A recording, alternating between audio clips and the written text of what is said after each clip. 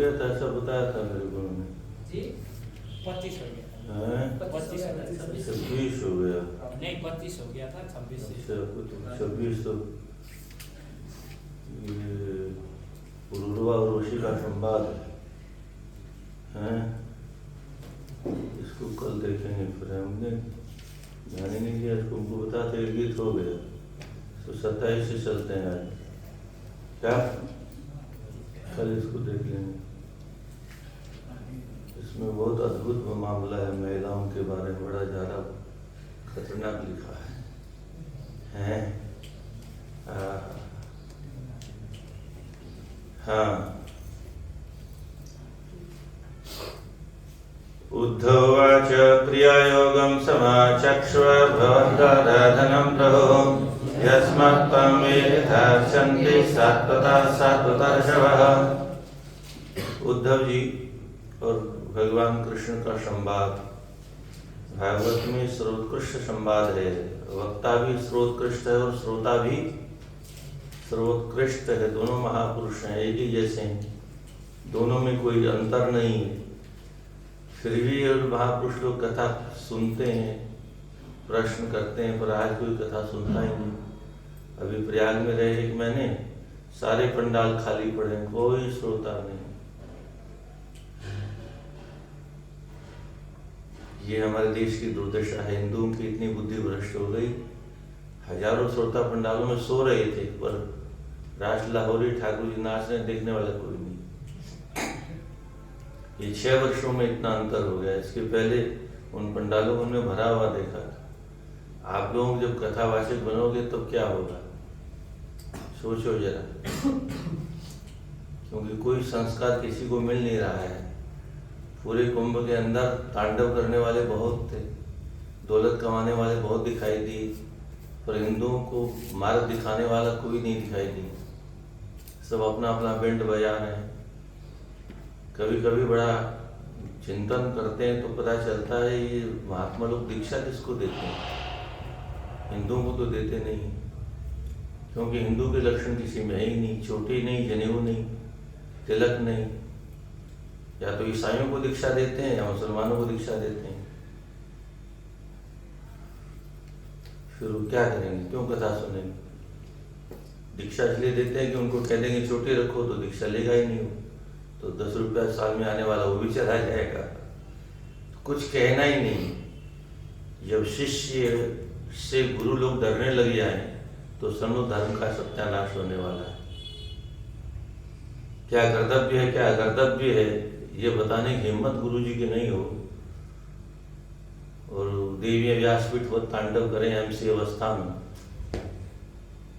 और इस अवस्था में जो अधर्म होगा, जो पाप होगा, जो नरक में गमन होगा, तो गुरु जी को भी तो दंड मिलेगा। क्योंकि गुरु जी ने रास्ता बताया ही नहीं हमको, सही मार्ग बताया ही नहीं। हम तो कथा वाचने लग गए, हमको क्या जानते हुए भी। और यही दशा घरों में माँ बाप की है। जब बच्चों के सामने माँ बाप डरने लग जाएं तो समझ लेना बच्चों का दुर्दिन आने वाला है। तो गुरु शिष्य से डरता है और माता पिता औलाद से डरते हैं। यहाँ पर भगवान कृष्ण से और क्या क्या अद्भुत अद्भुत प्रश्न किए, उनके अद्भुत अद्भुत उत्तर भगवान श्री कृष्ण स्वयं दे रहे हैं। पर यहाँ एक और विशेष बात है। प्रारंभ में जो प्रश्न किया तो भगवान ने कहा, उद्धव यही प्रश्न एक बार युधिष्ठिर ने भीष्म पिता में से किया था, और उन्होंने जो उत्तर दिया था वो तुमको सुना रहा हूं। इसका मतलब क्या हुआ, हम ऐसा नहीं मानते, हमारा ये सिद्धांत है, हमारा ये मत है। ये तो भगवान भी नहीं कहते थे। वो आज का 2 कोटि का इंसान कहता हम नहीं मानते, हम नहीं मानते। हम तो आज का कानून मानते हैं। आज साहब को गवर्नमेंट ने बराबर कर रखा, अरे यहाँ ने कर रखा, वहाँ यहाँ वालों का कानून नहीं चलने वाला। यहाँ के क्या पैसे भी वहाँ नहीं चलते ना, विदेश में नहीं चलते। तो यहाँ गवर्नमेंट का कानून वो सब बराबर है, सबको सब अधिकार है। तो ये यहाँ कानून चल सकता है, ऊपर तो ऊपर वाले का कानून चलेगा तो बहुत पिसा जाएगा। तो हम कहते हैं, ऐसा आजकल प्रश्नों का उत्तर देते हैं बच्चे, हम शास्त्रों से थोड़े देते हैं, यही एक दिन पोथन्य बन जाएंगे। हमारे गुरुजी ने इतने प्रश्नों के उत्तर दिए। ग्रंथ क्या है? ये सब प्रश्नों के उत्तर हैं। गीता जी में क्या है? अर्जुन के प्रश्न, भगवान के उत्तर है। महाभारत में क्या है? प्रश्न उत्तर। भागवत में क्या है? प्रश्न उत्तर। कहाँ से उत्तर देना चाहिए? शास्त्रों से उत्तर देना चाहिए। अपने मन का उत्तर नहीं होता। तो उद्धव जी कहते हैं, प्रभु क्रिया योगम, क्रिया योग की विधि क्या है? और क्रिया योग के द्वारा, यानी मनुष्य अपने कर्म योग के द्वारा भगवद आराधनम, भगवत आपकी आराधना कैसे कर सकता है? इसको सम अच्छी प्रकार से आचक्ष कहिए। क्योंकि सात्वत ऋषभ, आप सात्वत वंशों में श्रेष्ठ हैं। ये जो सात्वता आपके जो भक्तगण हैं, यथा जिस प्रकार से, यस्मात् जिस विधि से, त्वाम अर्चन्ति आपकी अर्चना करते हैं, वो सब आप बताइए। एतद् वदन्ति मुनयो मुहुर्निःश्रेषं नृणां, नारदो भगवान् व्यास आचार्यो गिरिशाश्रुतः। नारद जी भगवान वेदव्यास जी और आंगिरस सुतः आचार्य अंगिरा के सुत पुत्र आचार्य गुरुदेव बृहस्पति जी, ये सब नृणाम मनुष्यों के, ये सब मुने हैं, मुनि लोग, नृणाम मनुष्यों के, एतद मुहु निःश्रेषम, यह जो मुहु पुनः पुनः निःश्रेषम कल्याण के मार्ग को वदंती कहते हैं, वो कौन सा मार्ग है बताइए। निःश्रितं ते मुखाम्भोजाद्यदाह भगवानयः, बुद्धेभ्यो भृगुमुखेभ्यो देवेश भगवान भव। भगवान अयः, भगवान अयन्मा, यत जो ते मुखाम्भोजाद निःश्रितम, आपके मुख रूपी कमल से निकलने वाले जिस ज्ञान को, भृगुमुखेभ्यो पुत्रेभ्यो, भृगु जैसे मुख्य ऋषियों के द्वारा अपने अपने पुत्रेभ्यो पुत्रों को यद आह जो कुछ कहा वह आप बताइए। च और भगवान भवः देव्ये ही, भगवान भव भोलेनाथ ने देव्ये ही पार्वती को जो कुछ उपदेश दिया वह आप बताइए। एतद्वे सर्ववर्णानाम् आश्रमाणां च सम्मतम्, श्रेष्ठाम् उत्तमम् मन्ये श्रीशूद्राणां च मानदम्। वह निश्चित ही एतद यह सर्ववर्णानाम् आश्रमाणाम, सभी वर्णों का और सभी आश्रमों के द्वारा जो सम्मत है, मान्य किया गया है। अब ये वर्ण और आश्रम कहाँ रह गए? पोथियों के पन्नों में, श्लोकों में वर्ण भी रह गए, उसी में आश्रम रह गए, बाहर कहीं नहीं। बाहर सब बराबर है, कोई वर्ण नहीं, कोई आश्रम नहीं, सब बराबर है। नई पीढ़ी को पता भी नहीं होगा, जो मैकाली की शिक्षा पढ़ते हैं, वर्ण होता क्या है, आश्रम होता क्या है। शेषाम, हे मानद, हे मान देने वाले भगवान। स्त्री नाम, स्त्री शूद्राणाम, स्त्रियों और शूद्रों का धर्म क्या है? उनका उत्तमम श्रेयसः, श्रेयसाम अन्ये, उत्तम कल्याण कैसे हो सकता है, कैसे मन्य माना जाता है, वो आप बताइए। एतत् कमलपत्राक्ष कर्म बंधन मोचनम, भक्ताय चानुरक्ताय भुवि विश्वेश्वरेश्वर। एतत् यह, हे कमलपत्राक्ष, कमल जैसे अक्ष नेत्रों वाले, तत् यह कर्म विमोचनम, कर्म बंध, हम लोग कर्मों के बंधन से बंधे हुए हैं। क्यों जन्म होता है हमारा?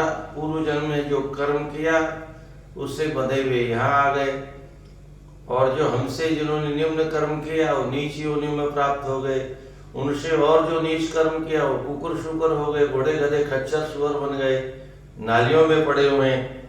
तो कर्म बंधा हुआ जीव उन कर्मों के बंधन को विशेष रूप से मोचन मुक्त होने के लिए भक्ताय अनुरक्ताय, मैं आप हमारे जैसे जो आपके भक्त और भक्तों के लिए, और आप में जो अनुरक्ताय है, अनुरक्त रति प्रेम करने वाले जो हैं, ऐसे मुझसे विश्वेश्वरों के ईश्वर आप ब्रूहि कहिए। श्री भगवान वाच नयन्तो पारस्य कर्मकाण्डस्य चोद्धव संक्षिप्तं वर्णं यथावत् अनुपूर्वशः। भगवान को प्राप्त करने की 3 विधियां हैं, कर्म कांड, ज्ञान कांड और उपासना कांड। कर्म कांड देखने में बहुत सरल है, परंतु बिना वैदिक पद्धति के किया हुआ कर्म सब व्यर्थ है। अब वैदिक बड़ी लंबी विधियां हैं उसकी, अब उसका कोई अध्ययन करने को तैयार नहीं आज, तो बिना विधि के सब कर्म करते हैं। क्या करना चाहिए क्या नहीं करना चाहिए पता ही नहीं। व्यासपीठ पर बैठ करके धर्म करें कि अधर्म करें यही पता नहीं, और तो कुछ छोड़ो, और तो क्या होगा। अभी पूछा ना किसी ने, वो जया किशोरी नामिका है, एमसी के बारे में आपका क्या मत है? मेरे पहले कपड़े नहीं होते थे इसलिए एकांत में रहते थे लोग, अब सब व्यवस्था है, कुछ भी करो सब छूट है। ये तो कथावाचकों का धर्मोपदेश है। अब इस मंच पर जब ऐसा भाषा बोलेगा कोई, तो नीचे वाले लोग बेचारे क्या करेंगे? ये तो भागवत है। धन्य धर्मम कम शरणम गत, ये प्रश्न वैसा ही बना हुआ है, किसकी शरण जाए, कहाँ जाए? कोई धर्म का आचरण करने को तैयार नहीं, क्योंकि धर्म से धन जो मिलेगा थोड़ा कम मिलेगा। अच्छा, हम खाएंगे कितना ज्यादा? वृंदावन में जो अरबपति कथावाचक है वो सोना चांदी खाते हैं क्या? हीरामोती खाते होंगे, हीरे की दालें बनती होंगी उनके घर में, सोने का पापड़ बनता होगा, है मोतियों का आटा बनता है, वही गेहूं वो खाते, वही गेहूं खाते हैं। बल्कि गरीब आदमी 1 किलो आटा खाता है रोज, और बड़े लोग 1 पाव में पूरा परिवार निपट जाता है, 1 ही पाव में है। और उनके भाग्य में चाय में भी चीनी नहीं होती। पूछना पड़ता है लोगों को, चाय में चीनी डालें? और रसगुल्ला हाई एटम बम, उनके भाग्य में रसगुल्ला भी नहीं। बड़े लोग ऐसा खाए के बड़े, नाम के बड़े। गरीब आदमी 1 किलो रबड़ी खा जाएगा खड़े खड़े, वो 1 किलो रबड़ी खा जाएंगे तो पावर खा लेंगे तो अस्पताल जाना पड़ेगा। पैसे वाले है, केवल देखा देखी लोगों की बीमारी लग गई, हाय पैसा है, हमारा बड़ा हो, हमारा बड़ा हो, हमारा बड़ा हो, हमारा ज्ञान बढ़े, हमारी भक्ति बढ़े, हमारा वैराग्य बढ़े, इसकी चिंता किसी को नहीं। धन दौलत बढ़े बढ़े बढ़े। नारायण नारायण। तो ये उद्धव कर्मकांडस्य, कर्मकांड के विषय में क्या कहा जाए, वो तो अनंत है, अंत ही नहीं है उसका। ही निश्चित अंत न, अंत नहीं है, अपारस्य अपरंपार है उस कर्म की महिमा। कहां झूठ बोलना भी सत्य हो जाता है, और कहीं कहीं सत्य बोलना भी झूठ हो जाता है। गाय जा रही है, कसाई पूछ रहा है, गाय को देखा, बोले हाँ इधर गई, बोला सत्य, पर ऊपर जो है बुलडोजर चलेगा यमराज बाबा का। तो सत्य बोलना भी कहाँ झूठ हो जाता है, कर्मकांड का विषय है।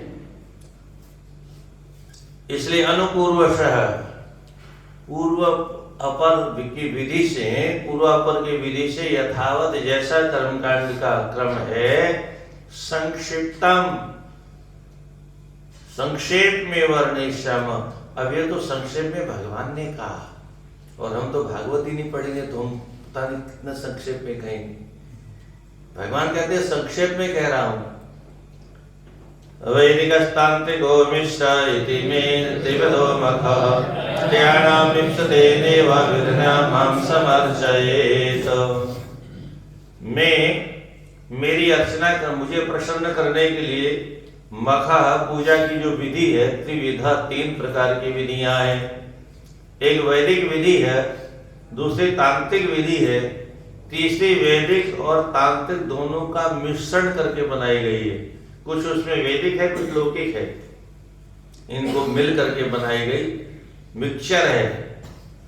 इप्सितेन एव जो हमको अभिष्ट है, वैदिक पद्धति, तांत्रिक पद्धति अथवा मिश्र पद्धति जो हमें अभिष्ट है, त्रयाणाम तीनों ही विधियों का विधियों के द्वारा माम मुझे सम अच्छी प्रकार से अर्चित, ये कर्म के द्वारा भी परमात्मा की अर्चना होती है, पर वह वैदिक, तांत्रिक अथवा मिश्रित हो, स्वेच्छाचारी नहीं हो।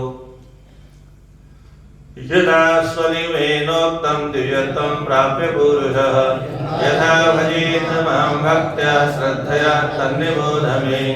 यदा जब निगमेन उत्तम, स्व अपने वेद के द्वारा उक्त कहे गए विधि, उस विधि के द्वारा मनुष्य द्विजत्वं प्राप्य, द्विज क्यों कहा गया मनुष्य को? 2 बार जन्म होता है इसलिए। एक बार माँ के गर्भ से जन्म होता है, दोबारा यज्ञोपवीत संस्कार के द्वारा जन्म ग्रहण करवाया जाता है वैदिक मंत्रों के द्वारा। वह ऐसे ही पक्षियों में भी द्विज होते हैं, पक्षियों को द्विज कहा गया। क्यों?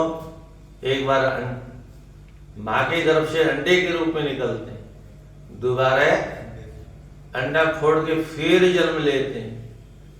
ऐसे ही कुछ वृक्ष हैं, वो भी द्विज हैं। कौन कौन से?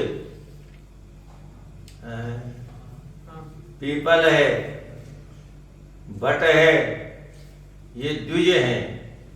कैसे द्विज हैं ये?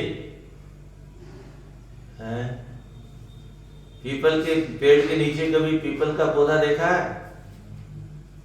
क्या बात करते। पीपल के, बट के पेड़ के नीचे बीज तो अरबों गिरते हैं। कितने गिरते हैं? अरबों बीज गिरते हैं। एक ही पौधे, एक ही फल में हजारों बीज होते हैं, पर पौधा एक भी नहीं मिलेगा। हाँ, नीम के नीचे मिलेगा। हाँ, एक बार पेड़ में से बीज निकला, पर धरती में जाने के बाद में भी जन्मा नहीं। कैसी जन्म होता है उसका? कोई कौवा खा लेगा, कोई पक्षी खा लेगा, फिर भेंट करेगा, तब वह वृक्ष पैदा होगा। अब ये वृक्ष पक्षी क्या करते हैं? दीवार के ऊपर बैठ के भेंट कर देते हैं, तो दीवार में घुस जाता, तो पीपल वहीं से निकल आता है। क्या? छत पर निकल आता है, पेड़ के नीचे नहीं निकलता। एक बार पक्षी पेड़ में से निकला, दोबारा पक्षी उसको अपने पेट में पकाएगा, फिर उसमें उर्वरा शक्ति आएगी, तब अंकुर निकलेगा, तब पैदा होगा। इसलिए सब में जातियां हैं। वो कुछ मूर्ख लोग कहते हैं सबका खून लाल है, सब बराबर है। तो फिर डॉक्टरों से पूछो, सबका खून सबको क्यों नहीं चढ़ाते हैं? तब खून में जाति खोजते हैं, किस जाति का है, ए ग्रुप का है, बी ग्रुप का है, सी ग्रुप का है, ओ ग्रुप का है। ये ग्रुप तो मिलता ही नहीं है। खून में भी जातियां होती हैं, पर मूर्ख लोग बेवकूफ बनाने के लिए पता नहीं क्या क्या भोंकते रहते हैं।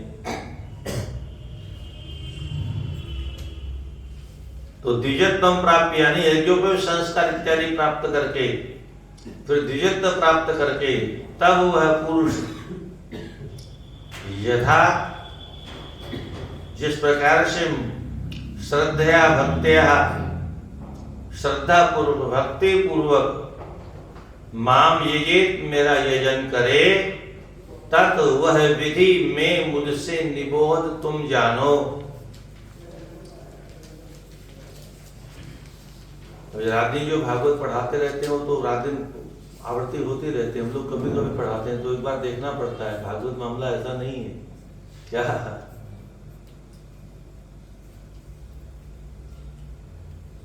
10 दिन पहले किसी श्लोक का अर्थ करो और 10 दिन बाद में तो फिर गड़बड़ हो जाता है, ऐसा कठिन मामला है भागवत का। हमने पुराण बहुत सरल है, भागवत की पद्धति बहुत कठिन है। ये एकादश तो फिर भी बहुत सरल है। अर्चायाम स्तंडिलेग्नो वा सूर्ये वा सुदिजे द्विजे द्रव्येण भक्तियुक्तोर्चे सगुरुं मां। भक्ति युक्त होकर के ये पहली शर्त है। कर्मकांड में भी भक्ति होनी चाहिए। किसके प्रति? वेद के प्रति। वेद का मतलब किसका नाम वेद है? भगवान का नाम। भगवान में और वेद में कोई अंतर नहीं है। वेद विरुद्ध काम करने का मतलब भगवान की आज्ञा के विपरीत काम करना। तो पहले तो वैदिक आदेश के प्रति यानी भगवान के आदेश के प्रति भक्ति हो, तो भक्ति पूर्वक अमाया। दूसरी शर्त क्या है? अमाया, छल कपट से रहित। अब ये सब क्या है? ये माया है। झूठा बढ़ा लिया, क्यों? दिखाने के लिए हम बाबा जी हैं, सम्मान ज्यादा होगा। तो ये छल कपट ऊपर वाला तो सब जानता है ना। तो अमाया, बिना छल कपट के, स्वगुरुम, अपने गुरु स्वरूप माम, मुझको, अपने गुरु तुल्य माम, मुझको, द्रव्येन, विविध द्रव्यों के द्वारा, अर्चायाम, अर्चा विग्रह में पूजा करे, स्तंडिले, वेदी में पूजन करे, अग्नो, अग्नि में मेरी पूजा करे, वा अथवा सूर्य भगवान में, मैं ही तो बैठा हूं, वा अथवा अपसु, जल के अंदर, अथवा अपने ही हृदय में, अथवा द्विजे, ब्राह्मणों में। अब ब्राह्मण कहाँ रह गए? अब हमारे जैसा ब्राह्मण जो संध्या करता ही नहीं हो, काहे का ब्राह्मण है? नो पास्ते ये पूर्वम, नो पास्ते यस्य पश्चिमाम, शूद्रवद बहिष्कार्यम सर्वेश्वर द्विज कर्मणाम। मनु जी मनुस्मृति में लिखते हैं, और ये श्लोक अन्य पुराणों में प्राप्त होता है। प्रातः काल जो संध्या नहीं करता, सायं काल जो संध्या नहीं करता, वह शूद्र है। और जिनका यज्ञोपवीत नहीं, सीखा नहीं है, वो भी शूद्र है। जिनको यज्ञोपवीत का अधिकार नहीं, वो व्यास पर बैठने का अधिकार कैसे होगा? पर चलता है, कलयुग है, धन कमाना है, ऊपर जो होगा तो देखा जाएगा। कौन देखने गया वहां डंडा पड़ेगा।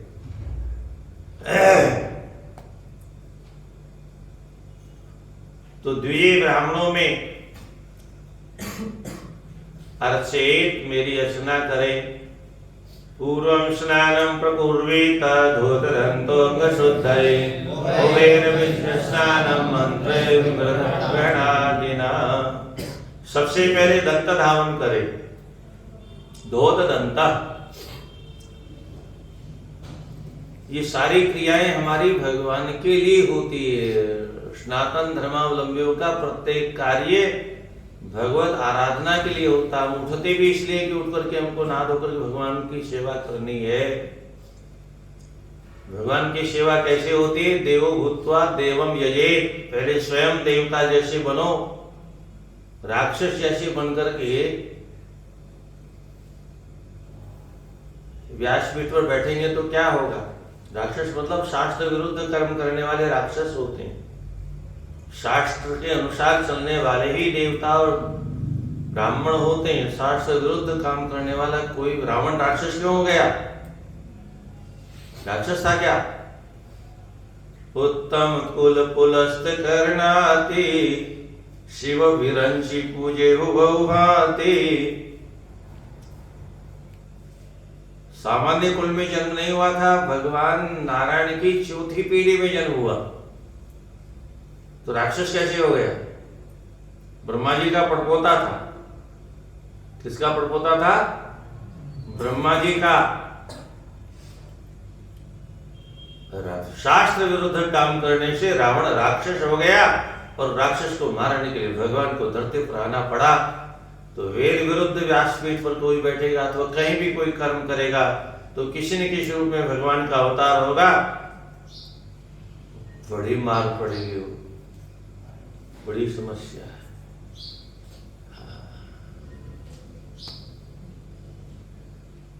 आज के लोग होते ना नेता लोग तो कह देते राम जी ब्राह्मण विरोधी थे, इसलिए जैसे योगी जो कह दिया ब्राह्मण विरोधी थे। तो फिर आज के जैसे लोग होते नेता तो राम की तो पुतले फूंके जाते और रावण के मंदिर बन जाते। इतना बड़ा पंडित था रावण, फिर भी राक्षस कहलाया, मात्र वेद विरुद्ध आचरण करने से, पर नारी का संग करने से, गौ हिंसा करने से, ब्राह्मण हिंसा करने से राक्षस हो गया। तो धोतदंतः अंग शुद्धये, फिर अंग माने शरीर की शुद्धि के लिए पूर्वम सबसे पहले स्नानम प्रकुर्वीत। आज तो बहुत से पंडित जी ठंडी का महीना है और सुबह सुबह पाठ करने के लिए जाना है, हाथ मुंह धो करके और लिपस्टिक लगा करके, ऐसा नहीं करना चाहिए। स्कंद पुराण में लिखा है स्नातासी मलम भूंगते, बिना स्नान के जो खाता है वो अपना ही मल खाता है। क्या लिखा है? स्नातासी मलम भूंगते यजप पूय शोणितम, बिना गायत्री जप के जो खाता है वह फोड़े का मवाद अथवा खून खाता है। ये दाता विषम भूंगते, बिना दीन दुखी गरीब को दान किए कुछ हिस्सा निकाले खाता है, वह जहर खाता है। शास्त्रों को पढ़ने से रोंगटे खड़े हो जाते हैं। आप सुबह सुबह उठे चाय चंडी नमस्तुते हैं, तो पूर्वम स्नानम प्रकुर्वीत, सबसे पहले स्नान करना चाहिए। और फिर उभयरपि, वैदिक और तांत्रिक दोनों प्रकार की विधियों के द्वारा मृग ग्रहणादिना, मट्टी इत्यादि लेकर के मट्टिका से स्नान करना, आदि माने गोबर गोमूत्र आदि से स्नान करना, अंडे वाली शैम्पू से नहीं, अंडे वाले साबुन से नहीं। अब कौन स्नान करता है गोमूत्र गोबर से? ब्राह्मण भी भूल गए। ये नित्य प्रति स्नान करने की पद्धति है। अब यह क्या नाम, श्रावणी में थोड़ा सा नाटक होता है, किया श्रावणी कभी? श्रावणी जो किया होगा उसको मालूम, थोड़ा गोबर इतना सा लेके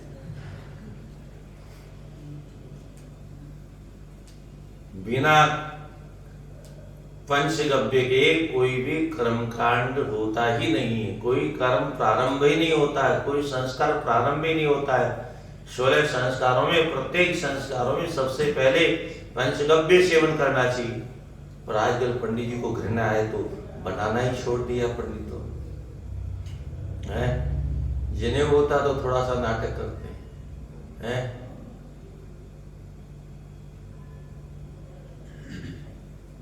क्योंकि बच्चे नहीं पीते हैं तो सबसे पहले हम करवाते थे। हरदेव जी में जो प्राचार्य थे तो पहले एक गिलास खुद पीते थे, पंचगव्य पूरा गिलास भर के, फिर भी लोग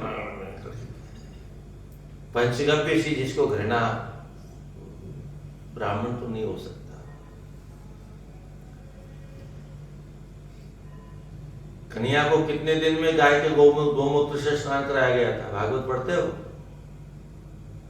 गोमूत्र स्नापये, पूतना का स्पर्श होने के बाद सबसे पहले गौशाला में ले जाकर के गोमूत्र स्नापे, गोमूत्र से स्नान करवाया, फिर गोबर से रगड़ के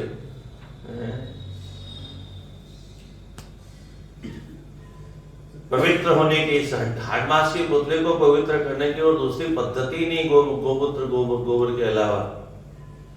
तो मट्टी ग्रहणादिना, व्रत माने यहाँ पर मट्टी गोबर इत्यादि गोमूत्र इत्यादि आदिना, इन आदियों के द्वारा मंत्रे मंत्र पूर्वक स्नान करना चाहिए।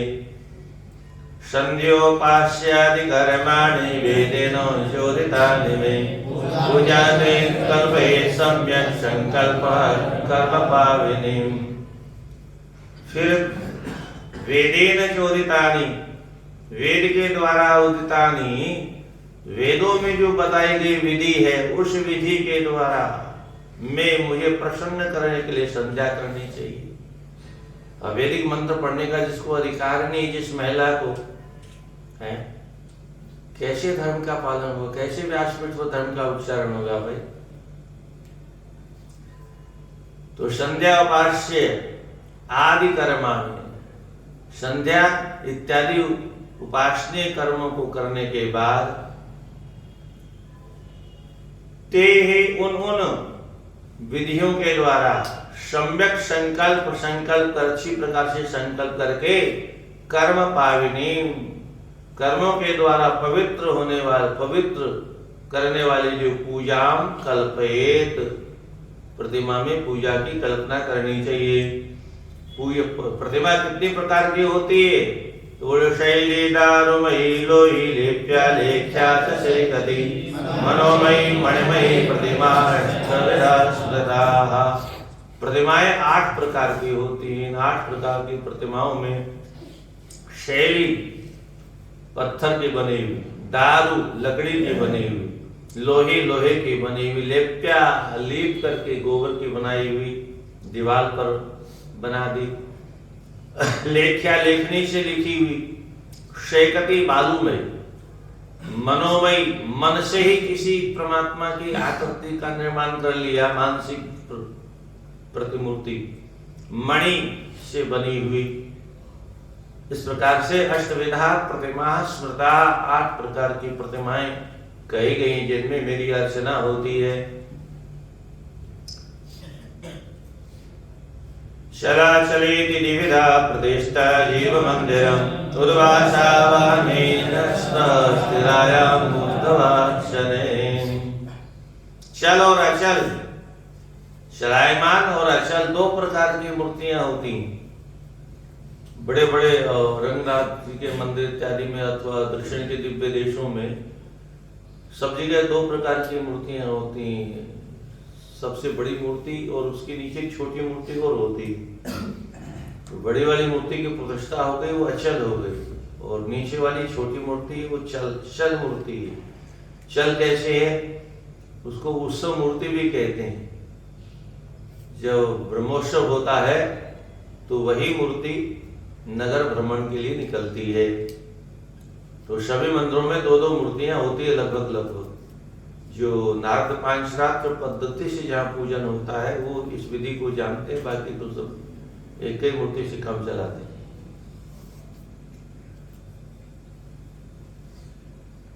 तो चल और अचल द्विविधा जीव मंदिरम। जीव माने परमात्मा के मंदिर के अंदर प्रतिष्ठा की जाती है। और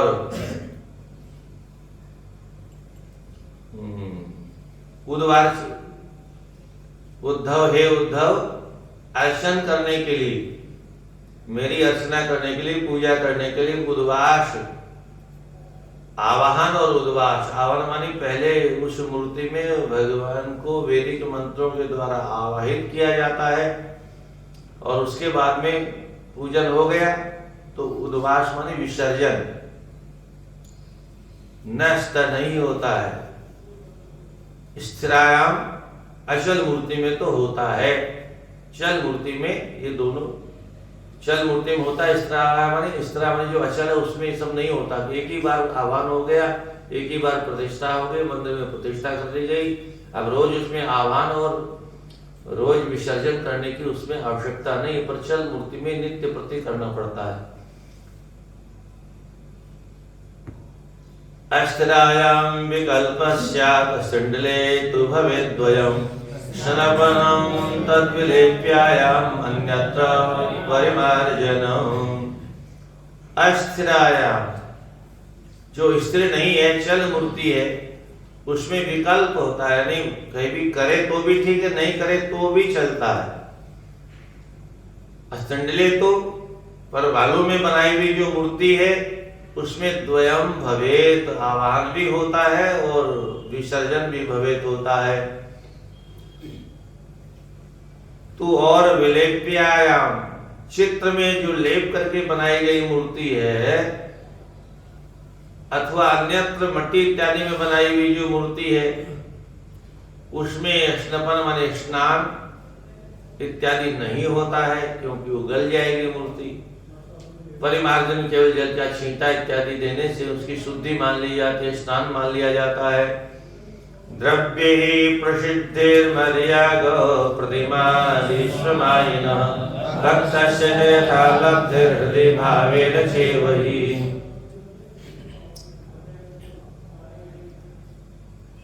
मदयागः, मेरे लिए जो यज्ञ किया जाता है उस मेरे लिए की जाने वाली यज्ञ में मैंने मेरी पूजा के लिए प्रतिमा आदिशु, बनी बनाई भगवान की प्रतिमाओं आदि में, प्रसिद्धे द्रव्य है जो पूजा के लिए षोडशोपचार है, सहस्त्रोपचार है, ऐसे पंचोपचार इत्यादि द्रव्यों के द्वारा अमायिनः, बिना किसी माया के और निष्काम भक्ति पूर्वक, ये सकाम विधि भी मायावी भक्ति है, इसलिए अमायिन माने निष्काम भक्ति, कोई कामना नहीं करनी चाहिए पूजा करते समय।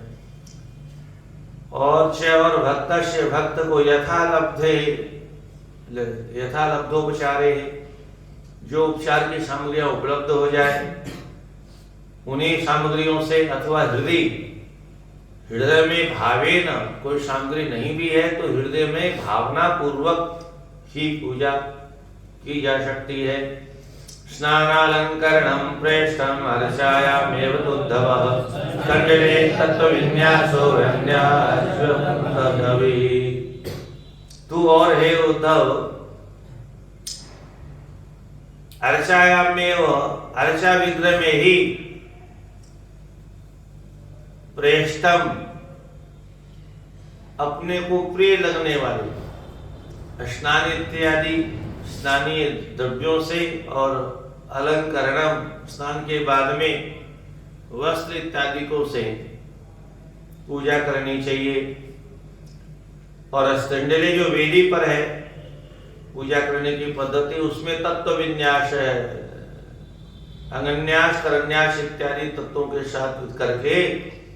और वहनी में, अग्नि में क्या होता है, अग्नि में पूजा करने की पद्धति क्या है, बोले आज्य प्लुतम हवि, आज्य घृत से, प्लुत माने चकाचक डूबी हुई हवि, हवनीय पदार्थ के द्वारा ही अग्नि में मेरी अर्चना करे। आज के युग में हवन करना चाहिए कि नहीं करना चाहिए, बहुत बड़ा यक्ष प्रश्न है। कुंभ के मेले में बहुत यज्ञ हो रहे थे, हर पंडाल में यज्ञ, स्वाहा स्वाहा। तो पहले तो सूखी सूखी स्वाहा करते हैं। सत्यनारायण भगवान की कथा होती है तो पंजीर कैसी बनती, गीली की सूखी, सूखी सूखी, क्योंकि भगवान के भाग्य में घी होता ही नहीं है। ये तो पंडित जी के भाग्य में होता है, यजमान के भाग्य में होता है। भगवान को तो सूखा सूखा, वो भी कच्चा आता, मुंह में डालो तो गले में फंस जाए है। जवाई के लिए ऐसा खिला दो तो कैसा होगा, दोबारा दरवाजे पर आएगा ही नहीं। पिंड छुटाना हो तो जवाई को ऐसा आटा बना के खिलाना चाहिए।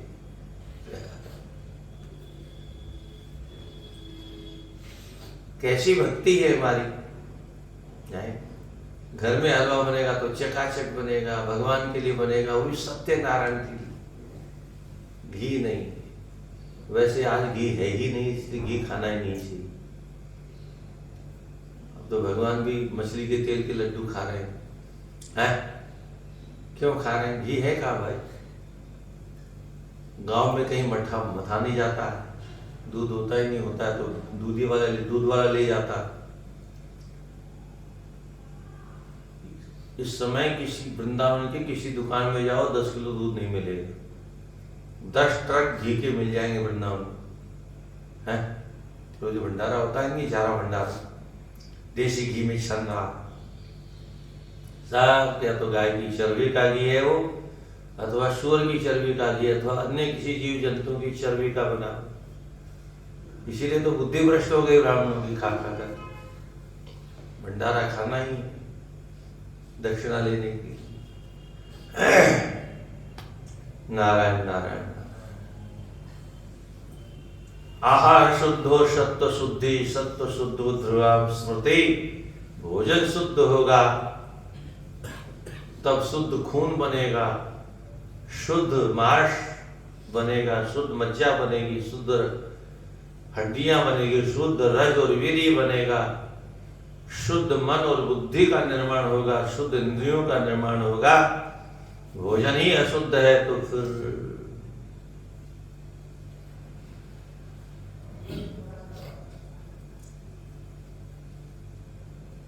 इसलिए भंडारा कम खाना चाहिए है।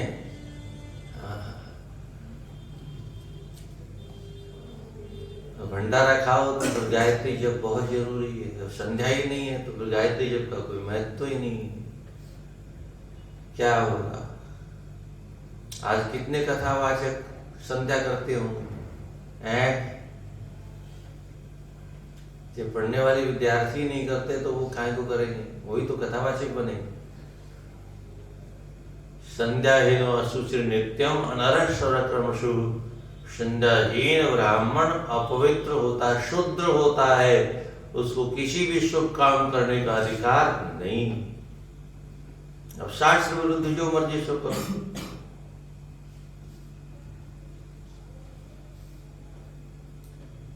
इसलिए कथा का कोई फल मिलने वाला नहीं है। पहले तो कथा होती ही नहीं है, वो तो डायरी वाली कथा होती।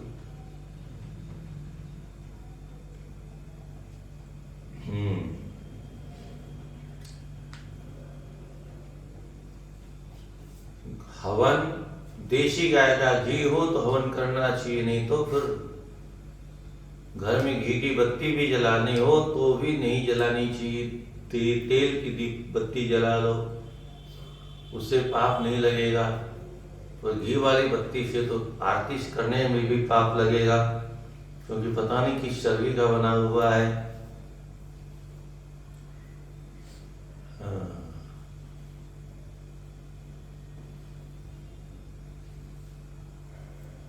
कहाँ चल रहा था? सूर्य चाभ्यर्णम प्रेष्ठम सल्ले सलिलादिभिः सद्यो मार्तम प्रेष्ठम भक्तेन मम वार्यपि। सूर्य भगवान में सूर्य इत्यादि अभ्यर्णम इत्यादि देकर के सलिले प्रेष्ठम प्रिय जल, प्रेष माने प्रिय जल के द्वारा, सलिलादि भी, सलिल आदि आदि मतलब दूध, दही, पंचामृत इत्यादि के द्वारा। पर ये सब श्रद्धा पूर्वक भक्तेन भक्ति के द्वारा उपाहृतम संग्रह की गई हो, दी गई हो। तो वारी अपि श्रद्धा से दिया हुआ वारी अपि जल भी अगर है तो मम प्रेष्ठम, वह मुझे प्रसन्न करने में पर्याप्त है। और बिना भक्ति के, बिना श्रद्धा के 56 भोग भी मुझे प्रसन्न नहीं कर सकते। भूर्यप्यभक्तो परतम न मे तोषाय कल्पते गन्धोदोपसुमनसो दीपोर्णां किं पुनः।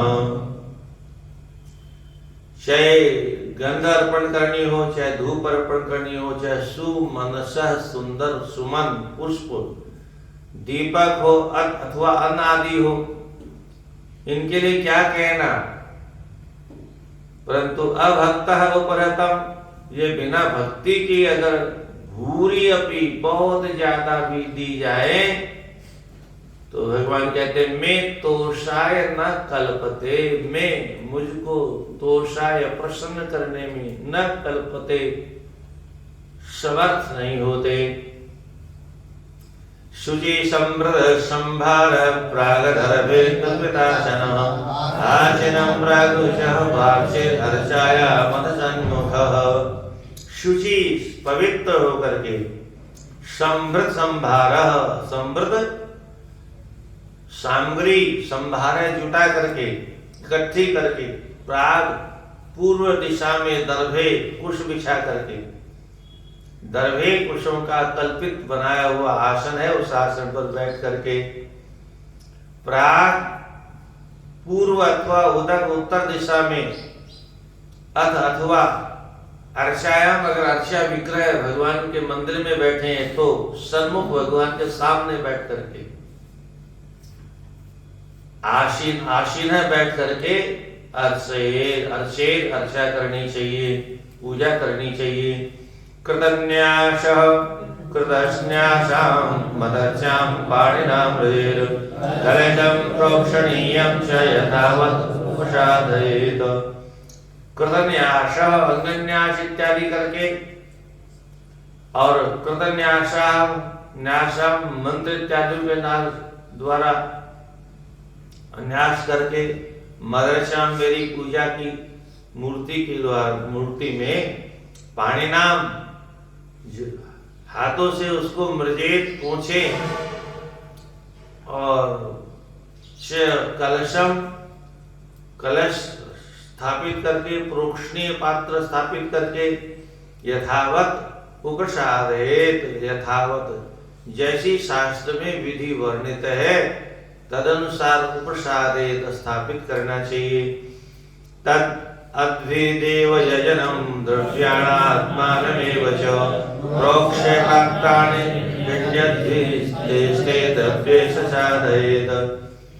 तद अदभि, तद उन पात्रों में, पंच पात्रों में रखे हुए अदभि जल के द्वारा देव यजन करना चाहिए। द्रव्याणि, द्रव्यों के द्वारा देव यजन करना चाहिए। और आत्मानम में, वह अपने आत्मा मन के द्वारा भी, मन कहीं और लगा हुआ है तो उसका कोई फल नहीं मिलेगा।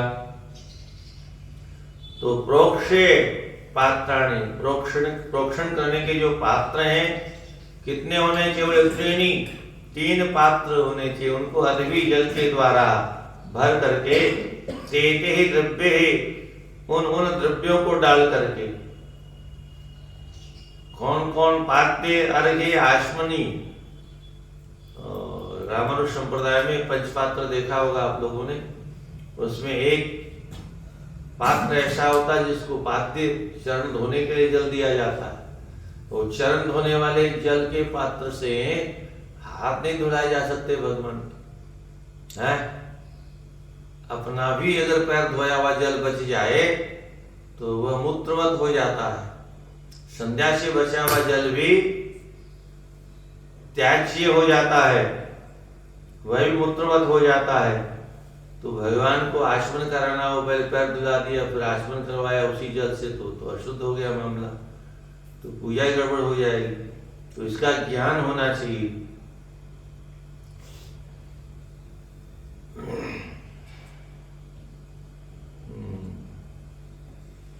तो त्रिणी अदभि, 3 अदभिजल के पात्रों के द्रव्य, उन द्रव्यों को डाल करके, ये पात्य है तो उसमें सावा का चावल डालते हैं, दूब डालते हैं, कमल का पुष्प डालते हैं, विष्णु क्रांता की जड़ी होती है उसको डालते हैं, चंदन और तुलसी इत्यादि का प्रक्षेपण करते हैं। अर्घ्य में चंदन, पुष्प, अक्षत, जो कुश, तिल, सरसों और दूर्वा डालते हैं। और आचमनी में जायफल, लौंग, इलायची, केसर, है ये सब सुगंधित द्रव्य।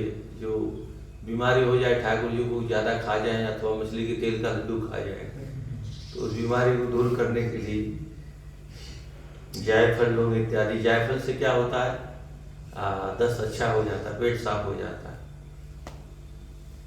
तो ये सब डालकर तेते द्रव्य, उन्होंने द्रव्यों के द्वारा साधेत, पूजा का साधन करना चाहिए। पाद्य अर्घ्य आचमनी अर्थम, पाद्य अर्पण करने के लिए, अर्घ्य अर्पण करने के लिए, आचमनी इनके लिए अर्पण करने के लिए 3 पात्राणि देशिका, 3 पात्रों की स्थापना करनी चाहिए। हृदय श्लिष्ण्याथ शिखया गात्रया च विमंत्रेद। अच्छा होगा, हाँ, हृदयन्यास करके, श्लिष्ट इत्यादियों का न्यास करके, शिखया, शिखा के द्वारा, गायत्री मंत्र के द्वारा शिखा इत्यादि का बंधन करके, अभिमंत्रित जल को इन सब जलों को अभिमंत्रित करे।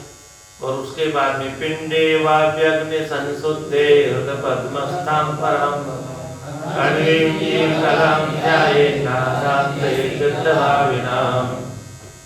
पिंडे, ये जो पिंड है, शरीर है हमारा पांच भौतिक, इस शरीर को वायु अग्नि संशुद्धे, वायु के द्वारा यानी प्राणायाम के द्वारा भीतर प्रवेश कराई गई वायु के द्वारा इस पिंड का शोधन। स्नान किया तो बाहर से शुद्ध हो गया, प्राणायाम से आभ्यंतर शुद्धि होती है। तो वायु और अग्नि इत्यादि की धारणा करना भीतर मंत्रों के द्वारा, इससे संशुद्धे, शुद्ध करके हृदय पद्मस्थाम, हृदय के पद्म के कमल के स्थान माने उससे ऊपर भगवान की मूर्ति को स्थापित करके सिद्ध भाविताम, सिद्ध नाना प्रकार की सिद्धों के द्वारा, भाविता माने भावनाओं के द्वारा, नाद अंते, ओंकार इत्यादि की ध्वनि होती है, नाद और बिंदु इत्यादि पांच पद्धतियों के द्वारा अंत में मम पराम, मेरी जो पराम सर्वोत्कृष्ट मूर्ति है वो अणवीम जीव कलाम, वह सूक्ष्म से सूक्ष्म जीव रूपी कला है, उस कला को ध्यान करे। तयात्मभूतया पिंडे व्याप्ते संपूज्य तन्मयः आवायाध्यक्षिणं नस्तांगं मां प्रपूजयेत। तया, उसी विधि के द्वारा, आत्मभूतया, आत्म परमात्मा स्वरूप होकर के, पिंडे अपने शरीर में व्याप्त रहने वाले परमात्मा को, तन्मय, तत्मय माने उसी के सदृश एकाकार होकर के संपूज्य, समुचित प्रकार से पूजा करे। और क्या करे बोले, अर्चादिषु, अर्चा विग्रह में माम आवाज, मेरा आह्वान करे। फिर न्यस्त अंगम, करन्यास, अंगन्यास इत्यादि के द्वारा स्थाप्य, मेरी सभी अंगों में स्थापना करके प्रपूजेत, अच्छी प्रकार से पूजन करे।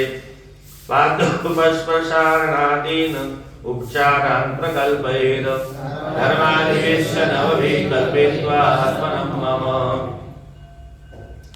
पाद्य अर्पण करे, उपस्पर्श आचमन अर्पण करे, अरण पूजा सामग्री इत्यादि उपचारान, उपचारों की सामग्री प्रकल्पित, कल्पित करे यानी संग्रहित करे, इकट्ठी करे। और उसके बाद धर्मादिभिश्य, धर्म अर्थ काम मोक्ष, ये धर्म ज्ञान वैराग्य और ऐश्वर्य, ये चार पाए हैं उस आसन के। और अधर्म अज्ञान और अवैराग्य और अनैश्वर्य, ये चार डंडे हैं उस आसन के जिस पर भगवान विराजमान होते हैं, इत्यादि इत्यादि। तो इनके द्वारा धर्मादि भी नवभी, 9 अंगों के द्वारा, पद्म अष्टदलम, 8 दलों वाला पद्म कमल बना करके, मम आश्रम कल्पयित्वा, मेरे लिए आश्रम की कल्पना करके, तत्र कर्णिका केशर उज्ज्वलम, तत्र माने उस अष्टदल कमल के ऊपर कर्णिका बना करके केसर सहित उज्ज्वल चमचमाता हुआ वह अष्टदल बनाए। और उसमें उभय सिद्ध,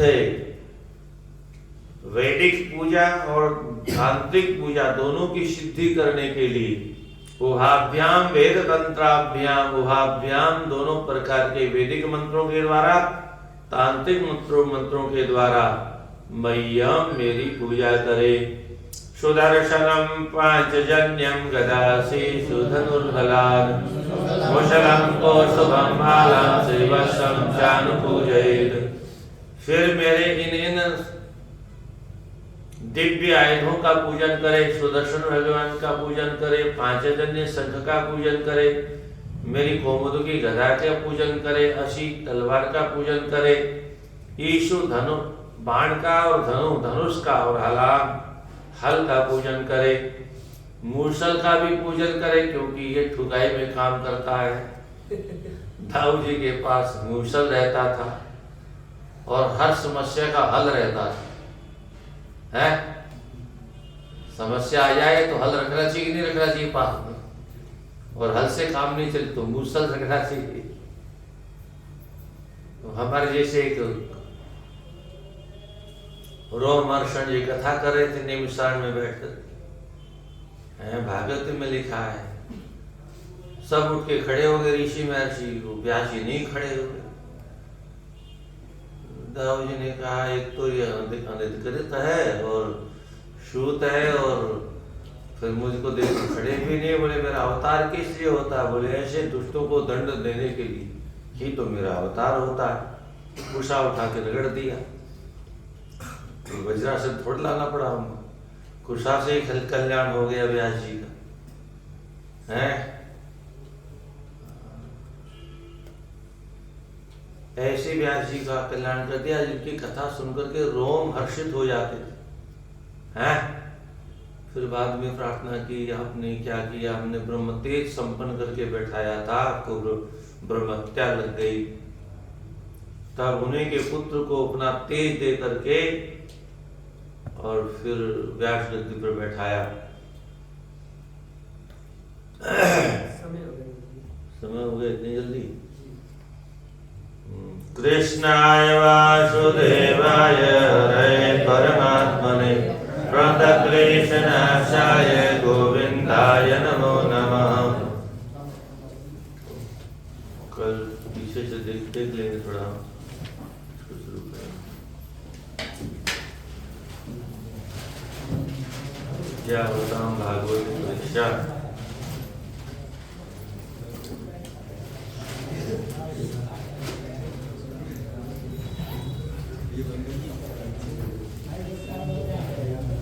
अरे वहाँ कितने बजे?